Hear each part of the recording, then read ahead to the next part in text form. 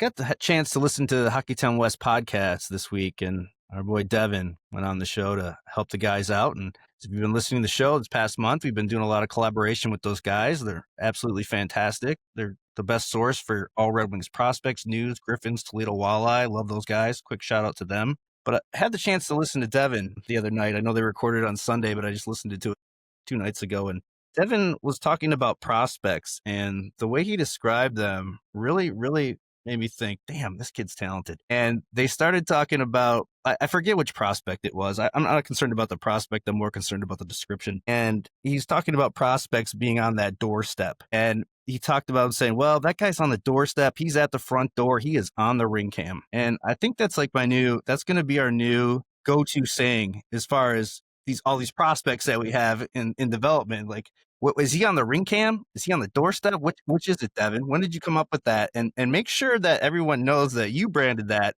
and that belongs to this podcast. Yeah, ring camera references exclusive to the Flying Octopus podcast. That is for sure. Yeah, no, that was a great listen. You guys were really good. Really enjoyed doing stuff with those guys. Tony, did you get a chance to listen to it yet? I did. And are we inquiring? Have we reached out to Ringcam for the sponsorship deal? That is up next. And I think I'm going to start making graphics now with for our prospects with the ring cam, and then it's got that little circle in the middle, and just stick their faces right there. So maybe that's how we'll do our prospect previews moving forward, with a little ring cam graphic action. Coming prospects brought to you by Ring Camera. I love it. Let's get it done.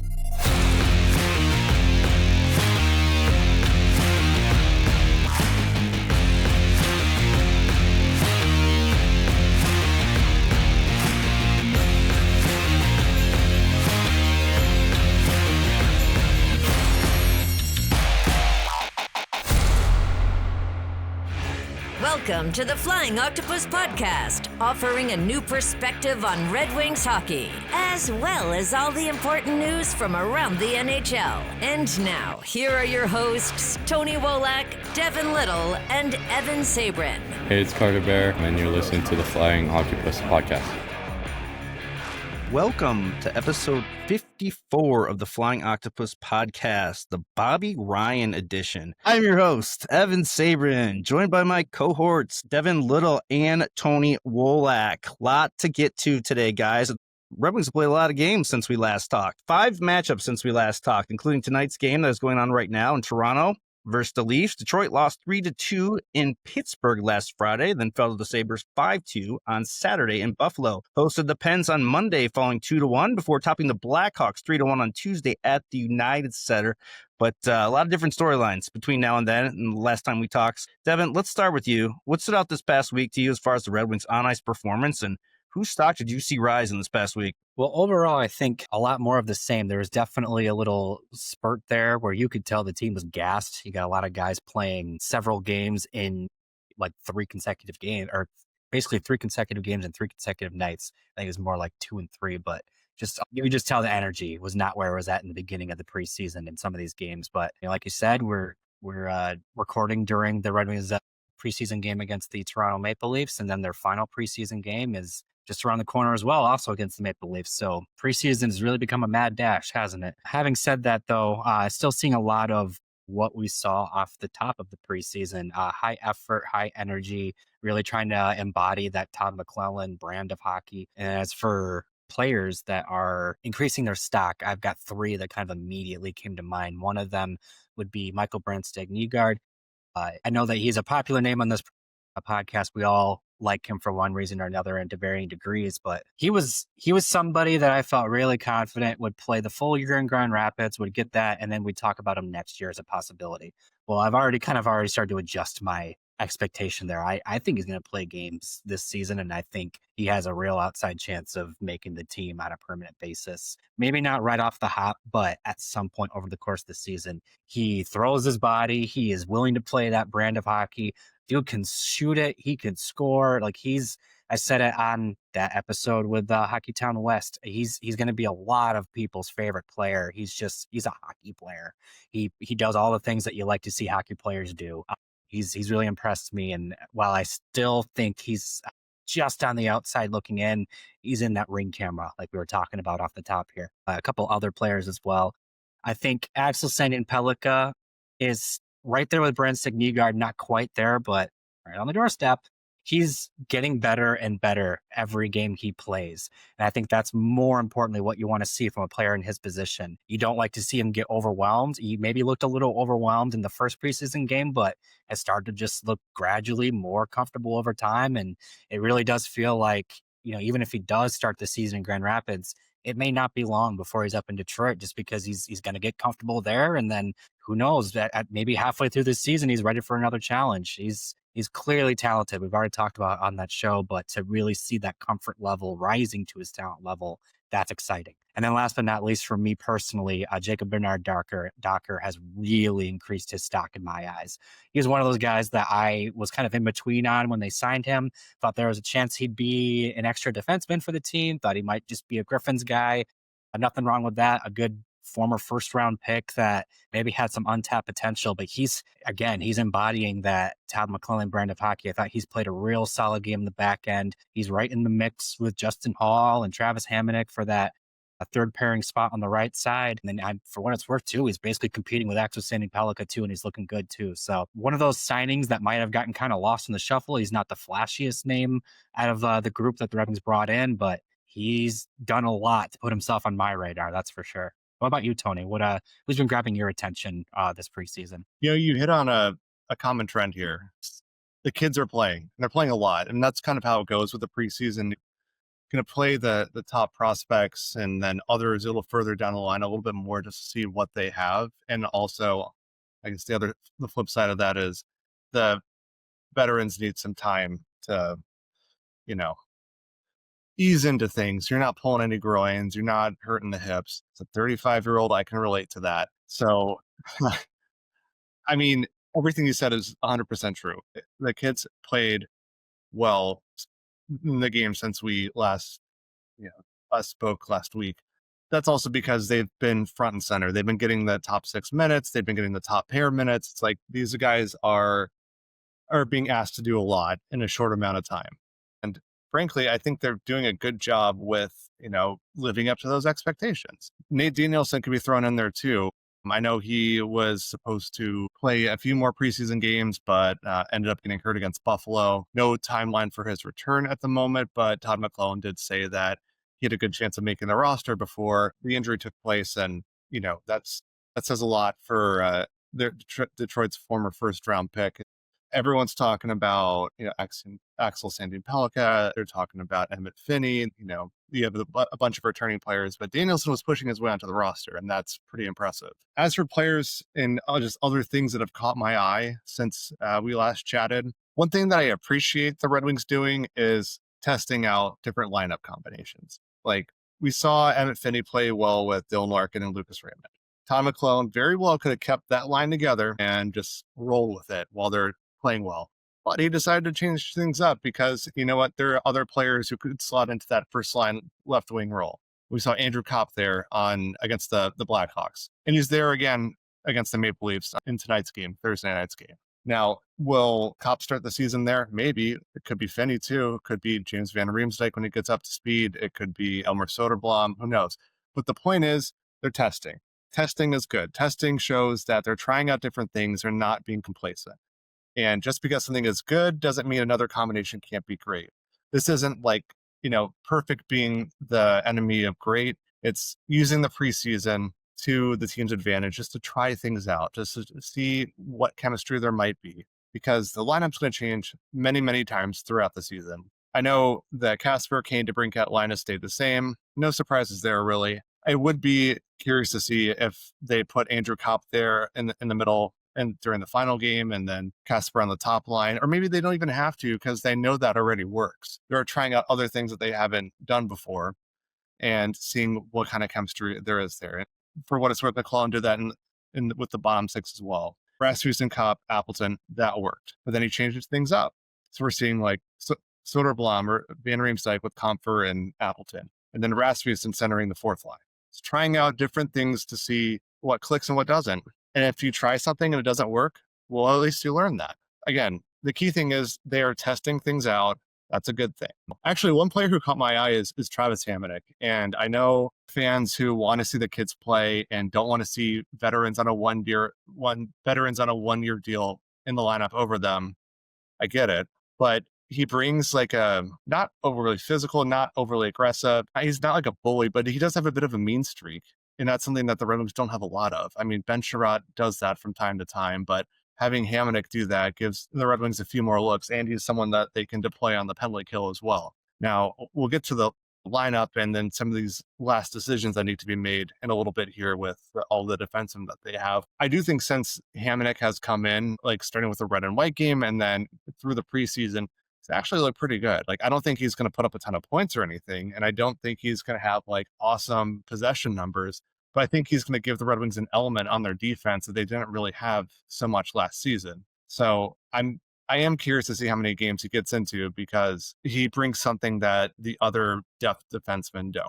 And I know McClellan and Trent Yanni do like a player with a mean streak. Otherwise, I've been impressed with John Gibson so far. He looks dialed in. I think he's starting game one. Cam Talbot has been solid as well. It's not like Talbot hasn't played well. He has. It's just I think Gibson has been pretty locked in, and I will see those two, do more or less a 50-50 split. Otherwise, yeah, everyone is, I guess, in my opinion, performing where I expected them to. I did notice that even with like Kopp and Sherratt in the lineup tonight, it was Seider and Raymond who had the A's on. So that was, I don't know, maybe we're seeing a change going on here, but I took note of that. Yeah, I'm bummed about Nate Danielson, and I think I said last week or the week before that he was going to make the roster, and I feel like McClellan's comments was him saying that he was going to make the roster without actually saying he was going to make the roster. So I was a little bummed about that, but very impressed with his play. You can tell he's a high IQ player. Maloya, B-game star. I think he's going to pay big dividends, and I think we're going to see a lot of games out of him this season at some point. Other things that caught my eye, I feel like from the last game I watched versus Chicago to the first game we watched with Axel Sandin Pellikka, we've seen a different player, and we've seen him grow, and we've seen the confidence grow. We've seen him even get a little more physical, especially in that Chicago game. So I was really impressed with him there, and he might have a spot in my bold takes later that we're going to do after we do roster projections tonight. As a whole, do you see that Albert Johansson spin move in Chicago? Holy shnikey. It was good to see Elmer Soderblom's looked really well too. I saw it in preseason.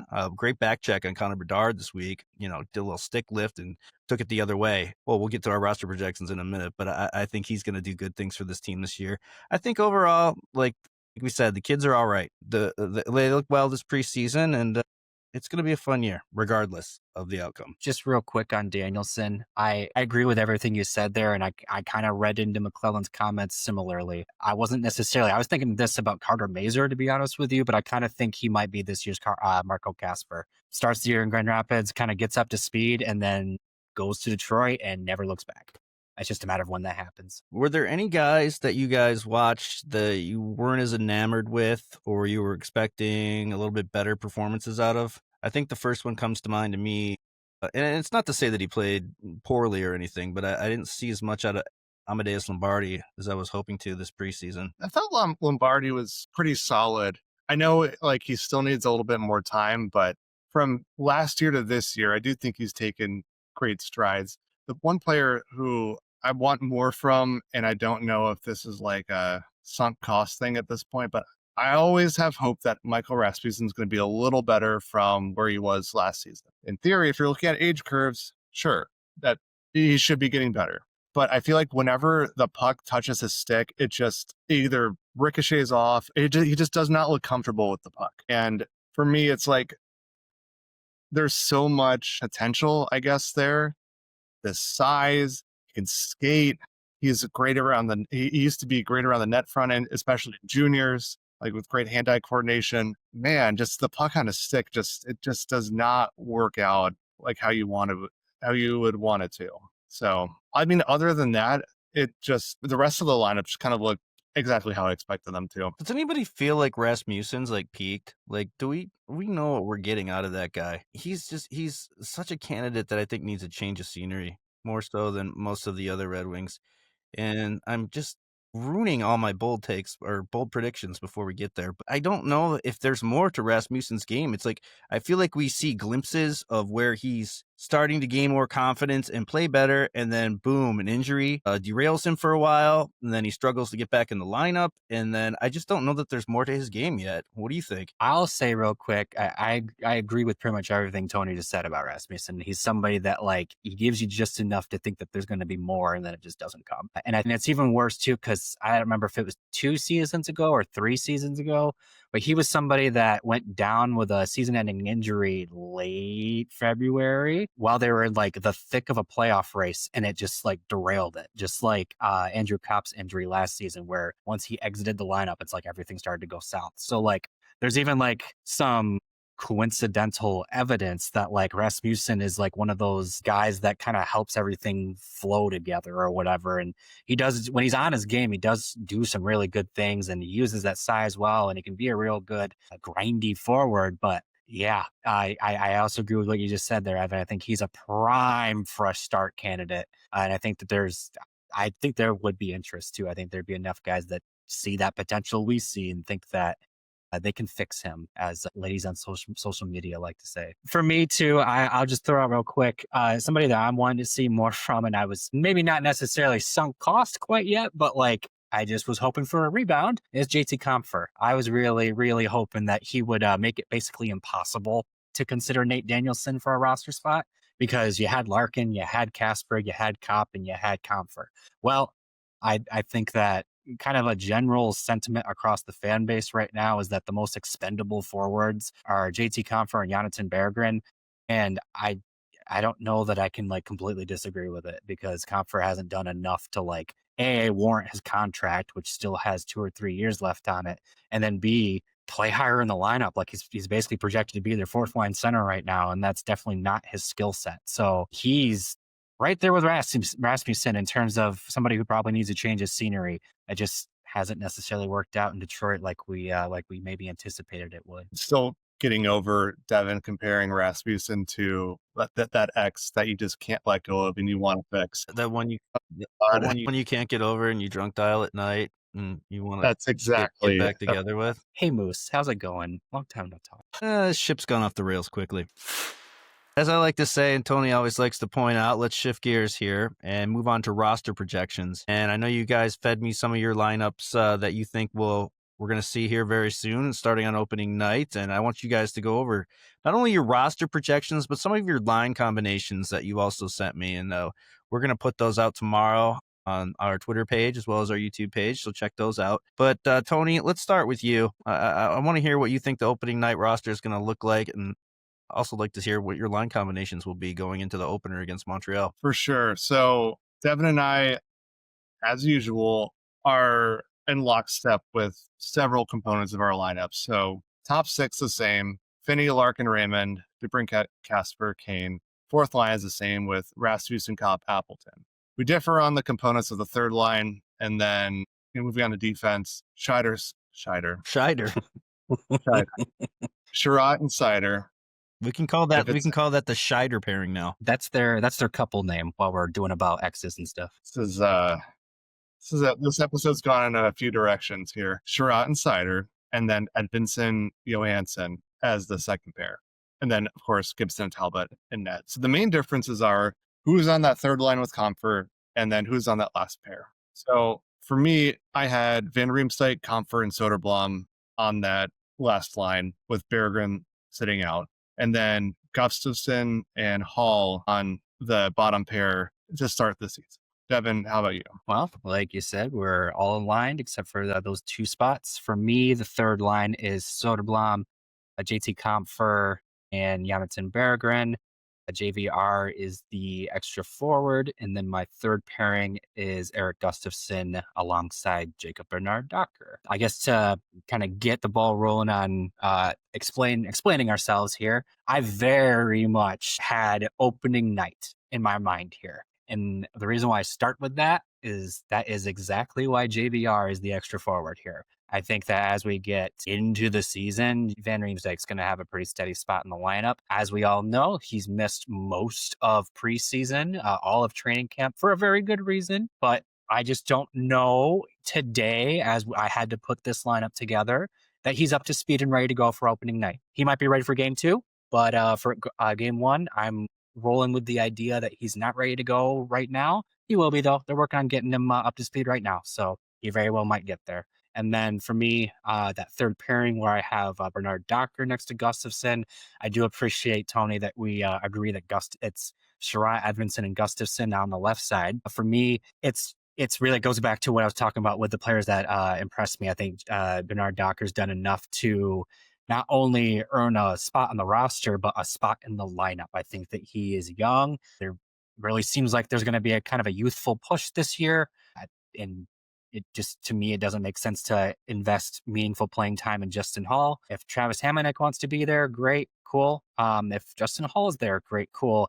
I just think Bernard Docker's done enough to earn a spot on the game 1 lineup. Moving forward, I expect that third pairing to change a lot. It's going to be kind of a in and out, never consistent thing, to be honest with you. Evolving door. Correct, yes. But for the opening night lineup, I think Bernard Docker has earned that spot. So I too have had opening night in my mind when I'm putting together my lineup.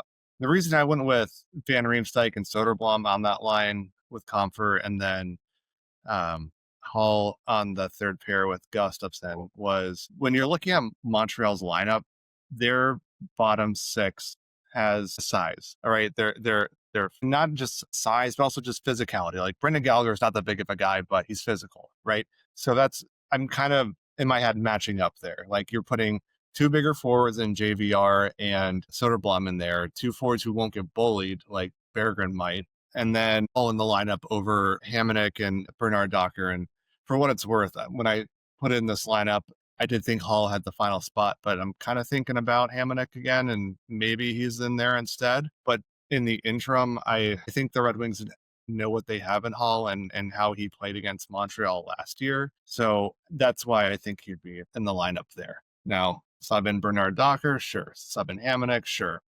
I agree. It's going to be a revolving door on defense, and the lineup is going to change throughout the season. Like, I don't think Emmett Finney is going to be at the Red Wings all season. We'll probably see Michael Brandt-Nygaard up at some point, Danielson, Mazur, even Lombardi. It's all depends on the context and, who they're playing that night. Austin Watson could probably get some games too if the Red Wings need a little bit more of a physical presence against a particular opponent. But for the opening night lineup, I think the Red Wings try to bring some size and a little bit of, I'll leave it at size to the lineup against the Canadiens. Yeah, Montreal's got some big boys there with Slafkovsky, Laine, Kirby Dach now back up in the lineups. It's gonna be a meat grinder, and we've all seen the schedule that the Red Wings have to start out with. It's murderer's row, so it'll be interesting to see how they start off in Montreal. I want to kind of move along here, and I know we had all planned on giving our bold takes for the 2025-26 season. And Devin, we're going to start with you. I've got some spicy ones myself, but I want to go last. But Devin, I want to hear, give me something spicy for this season. Well, my spicy meatball I'm serving up today is that over the course of the next year, the Red Wings are going to move out 5 bodies, probably through trade. Now, where do I get 5 from? Well, the way I count it, I think you have at least a handful of prospects right now that are in that ring camera. You got Brandt-Nygaard, you have Finney, you have Danielson, you have Carter Mazur, you have Axel Sandin Pellikka. And honestly, William Wallinder's looked pretty good. There's a few other. Amadeus Lombardi, I think, could earn playing time over the course of the season as well. You're already looking at 7 people. And the 5 that I mentioned, I think they're going to work their way into the lineup pretty quickly here. And I think that over the course of the season, you're going to see the Red Wings make space for them. I think a kid will make the lineup, opening night lineup. Tony and I both had Emmett Finney on that top line to start. I think that similarly to how the Red Wings traded Olli Maatta a month and a half into last season to kind of like really make room for Albert Johansson, I think they'll make a similar move to make room for Nate Danielson. We talked about that a little bit ago, how I think he's going to be the Marco Kasper of this season. And then over the course of the year, when you've got Sandin Pellikka, Brandt-Nygaard, and others kind of just pounding down the door, you got to make room for them. And I think that this is the year where they are going to do that. I think that some of them will be just, here's this player for a draft pick. Thank you for your thank you for your time. But I also think that maybe a few of them might be packaged together in a pretty significant deal. I still think that there's an appetite in the front office to address the need on their blue line. Maybe that's where this is going. But like I said, over the next year, I think we're going to see at least 5 bodies moved out from this line. That is a spicy meatball, Tony. That's interesting.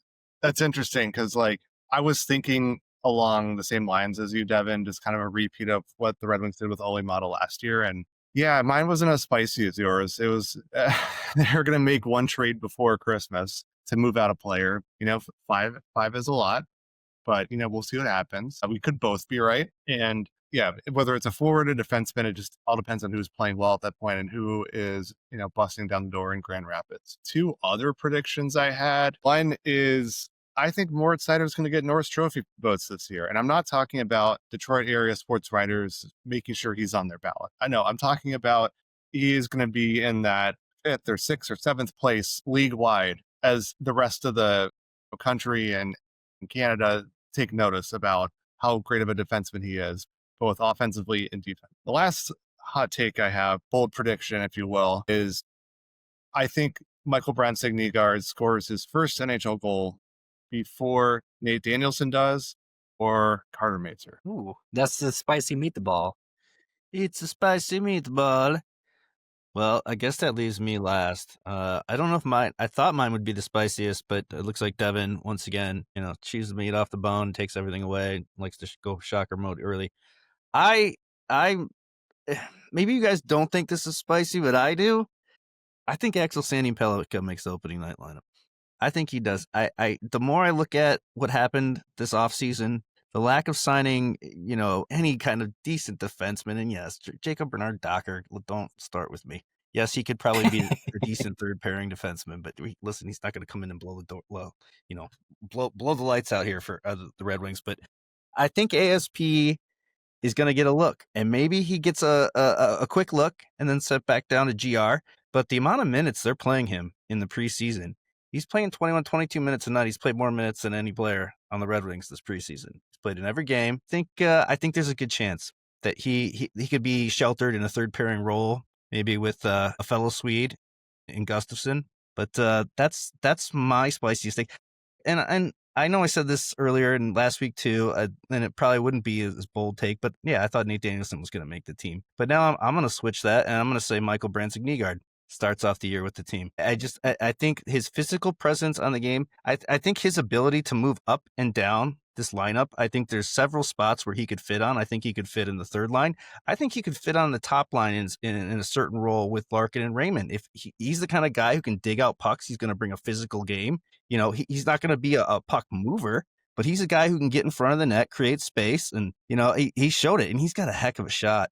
He's got an NHL pro-ready shot, and you'll remember, before he was drafted in, what was it, 2 years ago when I was in Vegas, Scout said he was the most NHL ready prospect, one of the top, you know, prospects that was going to be NHL ready soon. So it's been 2 seasons now. I wouldn't be surprised if he made the opening night roster.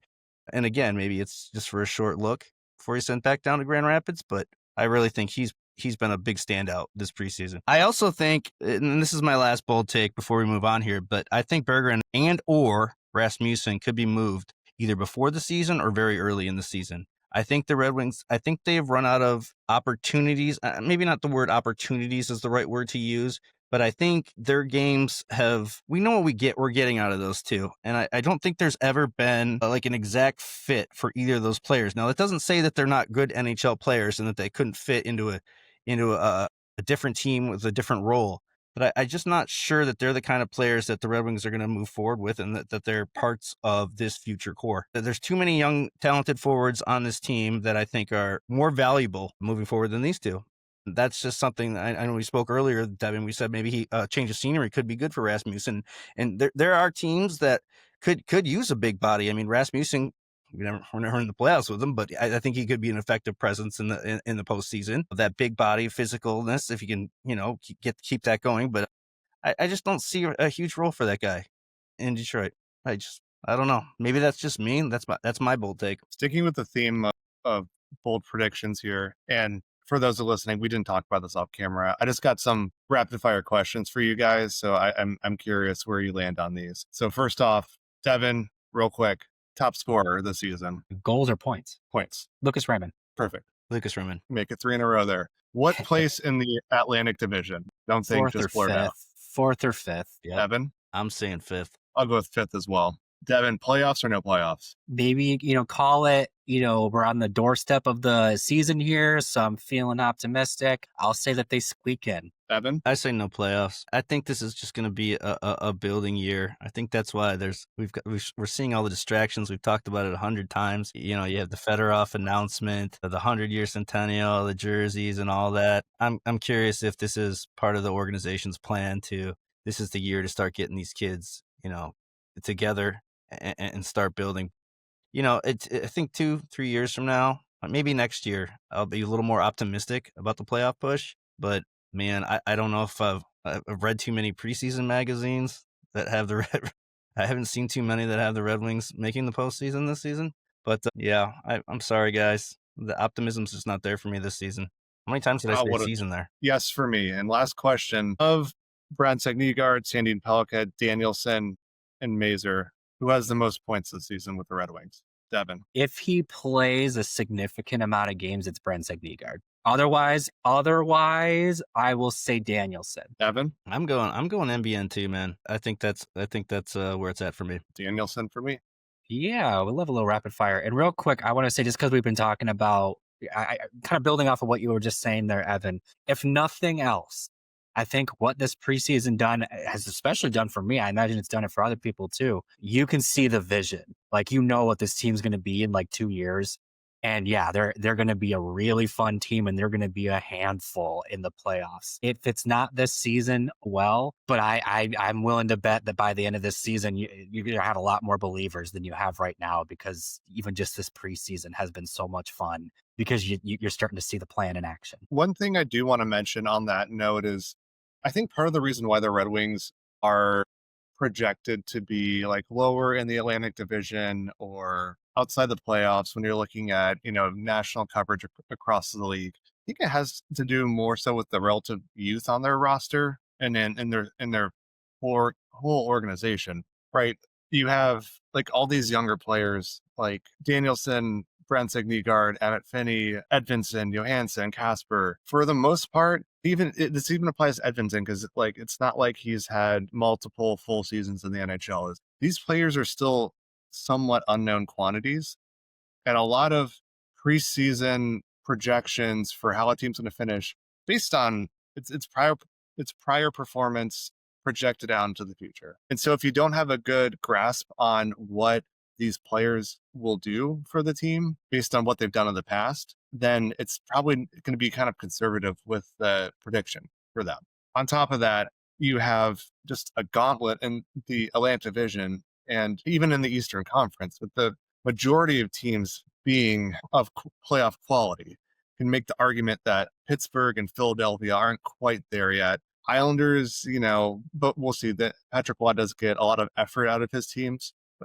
Everyone else is in that playoff picture, some more confidently than others. But when you have parity in the league like that, it means anything can happen on any given night, and someone's got to win and someone's got to lose. And of course, there's overtime lost points in there. But I just think with the way the Eastern Conference is set up is like from number 1 down to number 8, there's not going to be that much of a difference. There's not going to be much of a difference from like number 5 to number 12, probably. It just, there's only 1 or 2 teams where they will be head and shoulders above everyone else, probably like Carolina and Tampa Bay. But everyone else is going to be very, very crunched up in the middle there. And that's why I think the Red Wings have a better chance, and what they're being given credit for is there's going to be a lot of matchups of Florida and Tampa Bay, and someone's got to win and someone's got to lose. There's going to be a lot of matchups of Toronto and New York or Carolina, and someone's got to lose. Even Boston's going to be a good team this year, and they can definitely take some points off the table from Florida and Toronto and even Detroit.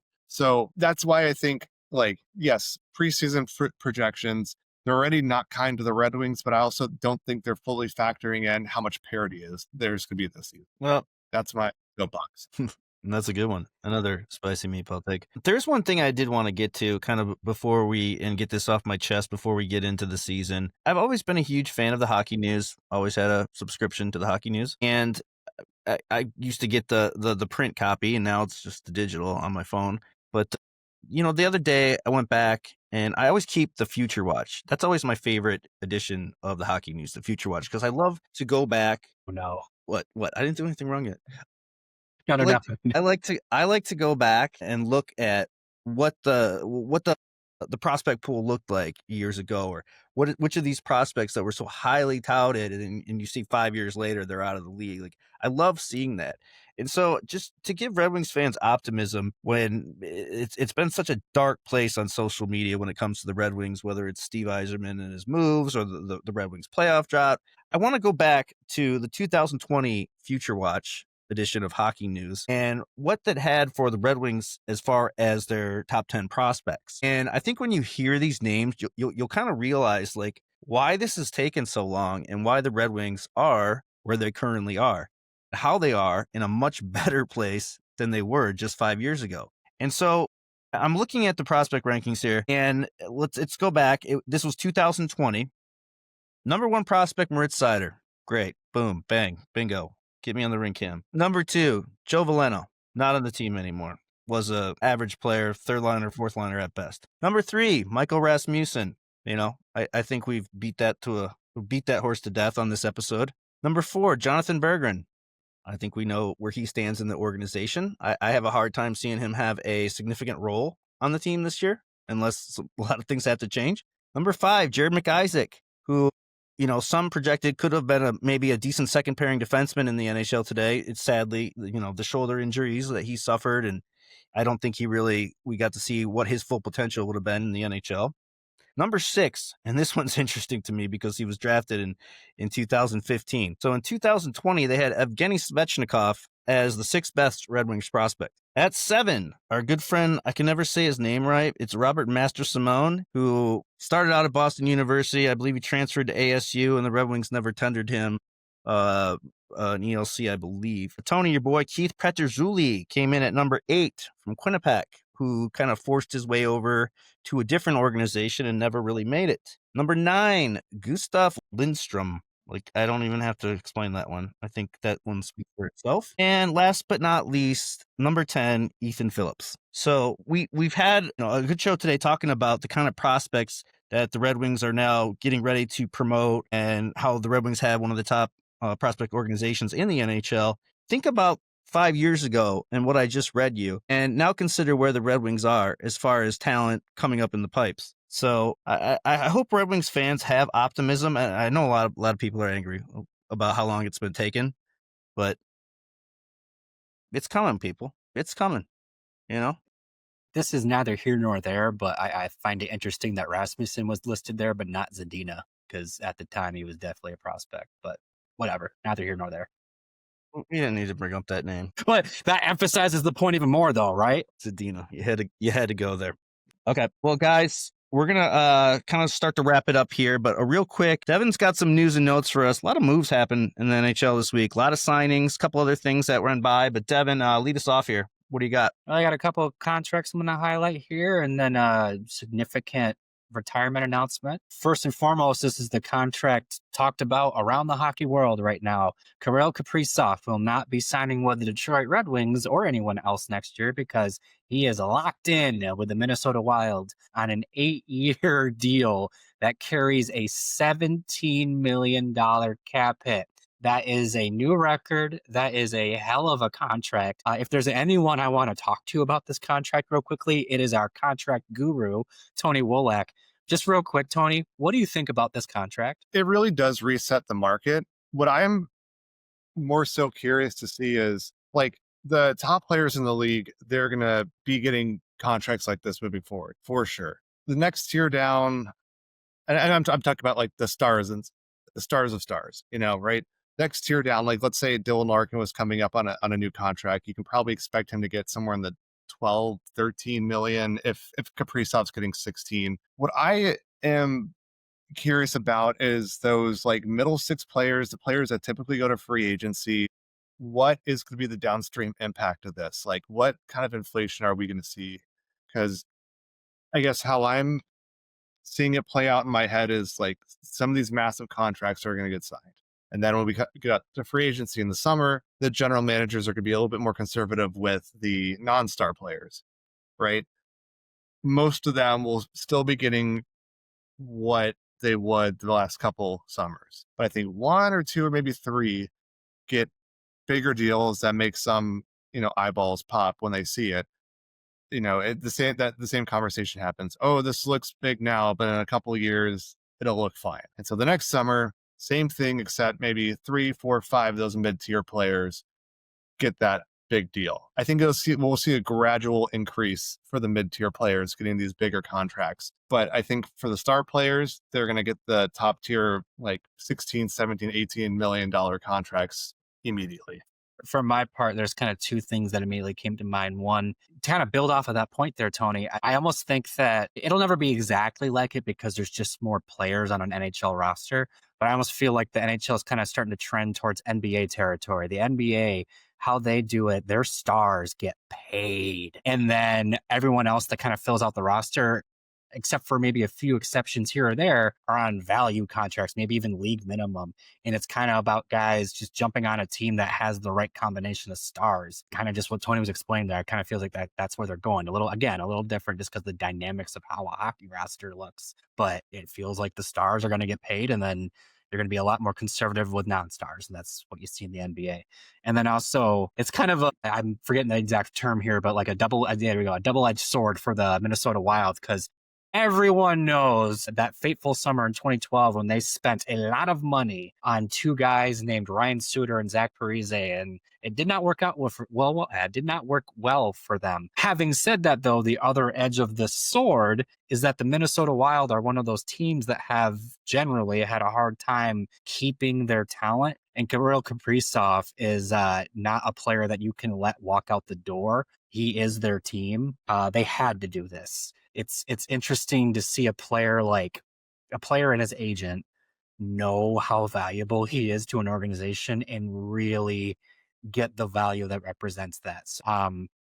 The buyouts for Parise and Suter they're basically minuscule now. I think they're like 1.6, 1.7 million combined on their salary cap. So it's basically a non-issue, but they're still kind of ghosts of their prior salary cap management. So it'll be interesting to see how this deal ages for the Wild. Moving on, though, there is another contract we'll talk about real quickly here, a name that hockey fans in Michigan are well familiar with. Luke Hughes over in New Jersey signed a 7-year deal to stay in New Jersey with his brother Jack. Holy cow.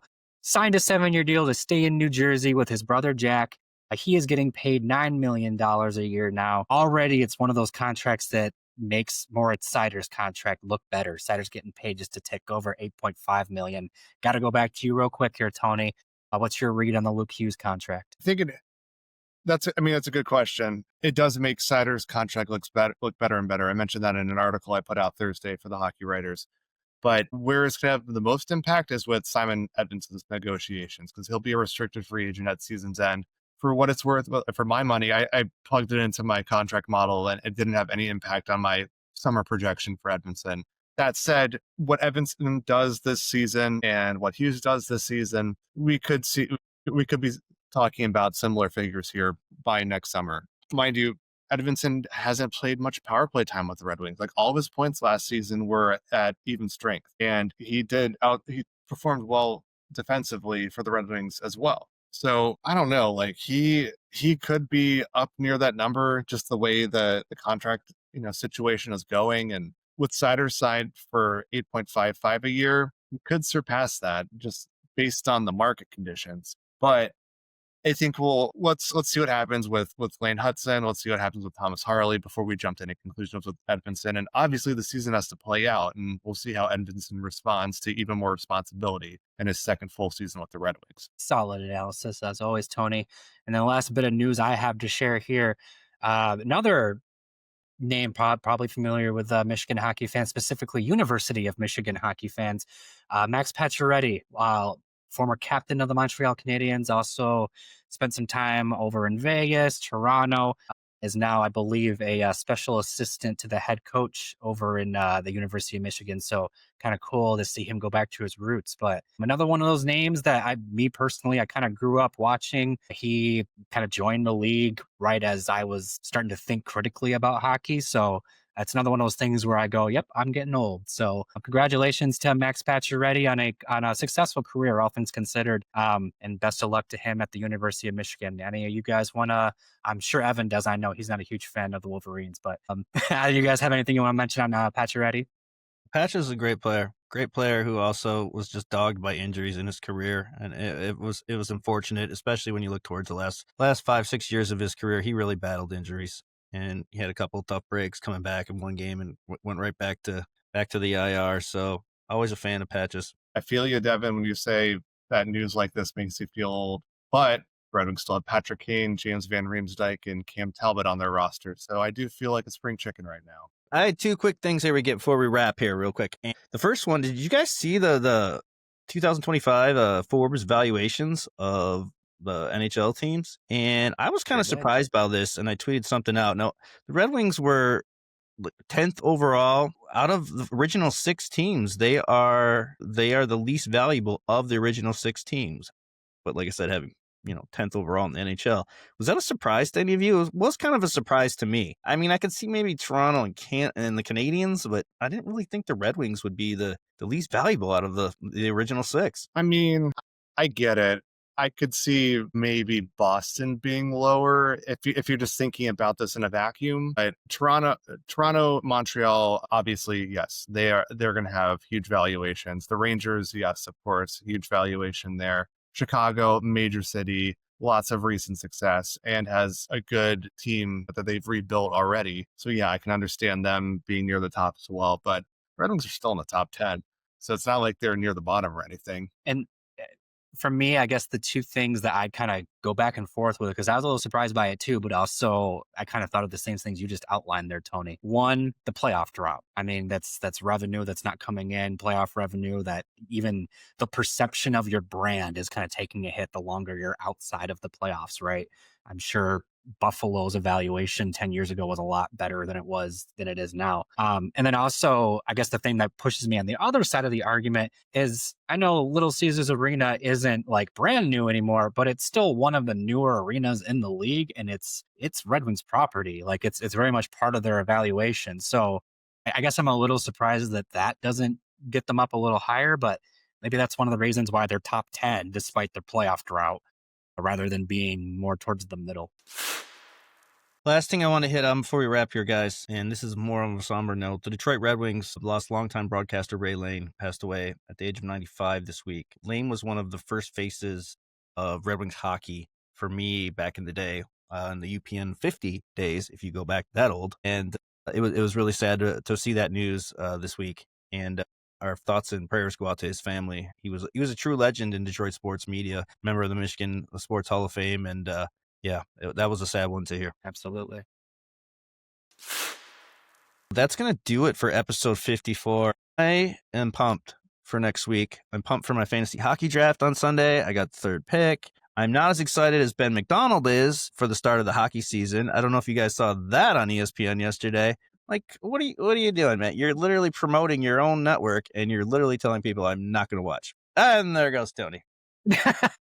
Yeah, the Ben McDonald thing was funny, and I know you saw that too, Devin. But he was just like, yeah, I'm not going to watch that. It's an on-air promo, man. Like, you're going to even keep your job if you're not pumping your own network?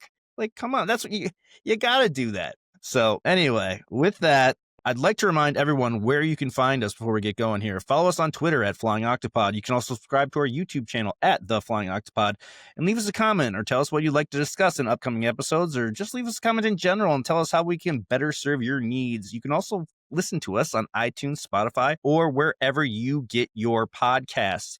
Guys, by the next time we're going to be talking to you next week, the Red Wings will be playing the Montreal Canadiens in their home opener. I'm excited. You're excited. Ben McDonald is not excited. We will see you next week. Thanks for listening to episode 54 and watching episode 54 of the Flying Octopus Podcast.